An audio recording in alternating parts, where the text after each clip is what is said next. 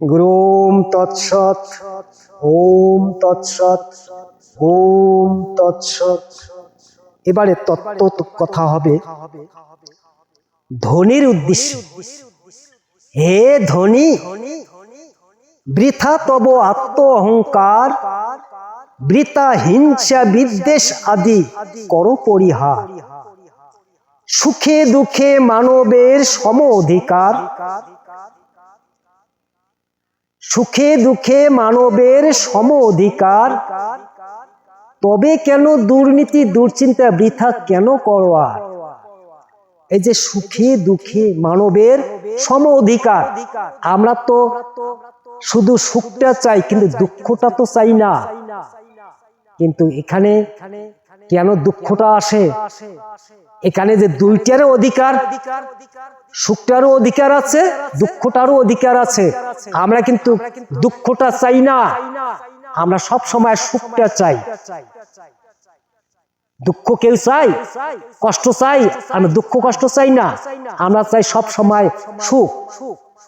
কিন্তু এখানে যে বলছে সুখে দুঃখে মানবের সম অধিকার, এটা যে সম অধিকার আছে, দুঃখটারও অধিকার আছে, আবার সুখটারও অধিকার আছে। যেমন এখানে উদাহরণ বলছেন যে পঞ্চ পাণ্ডবের মার নাম হচ্ছে কি? কুন্তী দেবী। কুন্তী দেবী পঞ্চ পাণ্ডবের মা। কিন্তু যখন এই পঞ্চ পাণ্ডবেরা যখন রাজ্য ফিরে পেলেন, কুরুক্ষেত্রের যুদ্ধ করিয়া যখন রাজ্য ফিরে পেলেন, তখন ভগবান শ্রীকৃষ্ণ ওই কুন্তী দেবীকে বলতেছে, কুন্তী দেবী হলো ভগবান শ্রীকৃষ্ণের পিসি। এখন কুন্তী দেবী কি বলতেছেন, পিসি তুই তো এখন রাজমাতা হয়ে গেলি, আচ্ছা বল দেখি আরো যদি তোর কোনো বাসনা থাকে সেটাও বল, আমি তোর পূরণ করে দেই। এখন কুন্তী দেবী তদুত্তর কি বললেন, হে কৃষ্ণ, আমি সুখ চাই না, আমি চাই দুঃখ।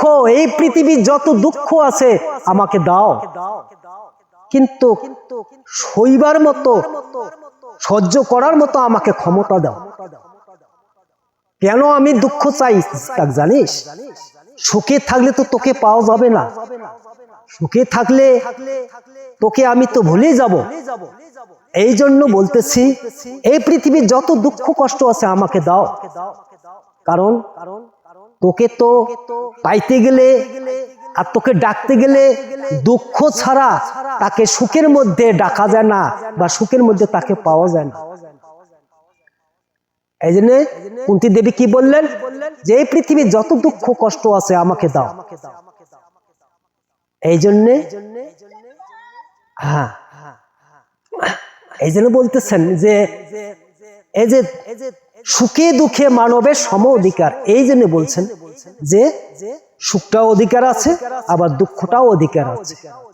যেতেই হবে মদই ঐশ্বর্য সকল তেজিয়া, তবে কেন মায়া ফাঁদ রাখিছ ধরিয়া। বৃথা মিথ্যা মত তব স্বার্থ উদ্দীপন, চিরদিন একভাবে থাকি কি কখন।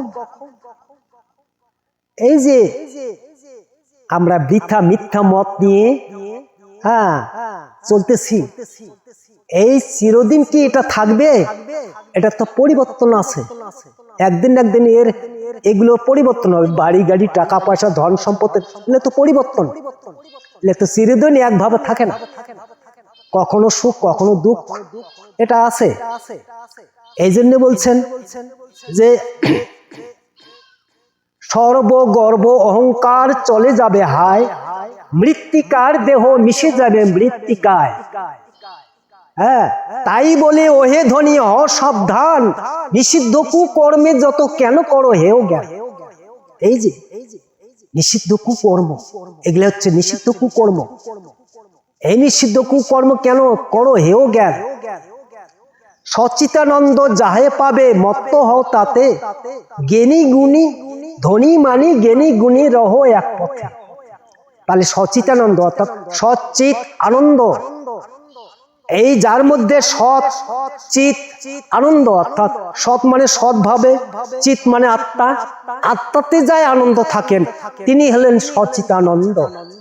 এই সচিতানন্দ যাহে পাবে, যাই পেয়েছেন তাই কি পরম সুখী, তাই হলো সচিতানন্দ। এই সচিতানন্দ যাই পাবে মত্ত হঠাৎ তুমি সেইখানে মত্ত হও। হ্যাঁ, ধনী মানি জ্ঞানী গুণী রহ এক পথে, সবাই ওই পথে থাকো। মোহ ঘুমে কতকাল করিবে ক্ষেপণ, জাগো ভাই ঘুমে আর রবে কতক্ষণ। এই যে মোহ মানে মায়া, এই মায়া ঘুমে আর কতক্ষণ থাকবে, থাকার তো সময় নেই। কারণ মৃত্যু যে কোনো সময় আসতে পারে। এই জন্যে বলতেছে যে মোহ ঘুমে কতকাল করিবে ক্ষেপণ, জাগো ভাই ঘুমে আর রবে কতক্ষণ। সদা চিন্ত তুমি মহাপাপী আমি, কি করে পাইব মুক্তি। দেখো ভক্তজন প্রেম মহাজন ধরিছে কতই শক্তি, নরকের সাজে যে রয়েছে মজে বিষয় বাসনা ধরিয়া। যে বিষয় বাসনা ধরিয়া আছে সে তো নরকের সাজে সাজিয়ে আছে, তার আর সাজা লাগে না। দ্বারা পুত্র যার ভাবে কণ্ঠহার, বিবেক না আসে ঘেঁষিয়া, আর বিবেক না এলে প্রভু নাহি মিলে, জীবন জলেতে ভাসিয়া। বৈতরণী পারে যাইবে কি করে, পাপ নরকে ছাড়িয়া। আর কে জানিবে সাধু ভিন্ন ভবে, খবর কেই বা রাখে। এই সব শাস্ত্রে কথা করিয়া মন্থন, রাধা কৃষ্ণ প্রেমানন্দে একবার হরি হরি বল।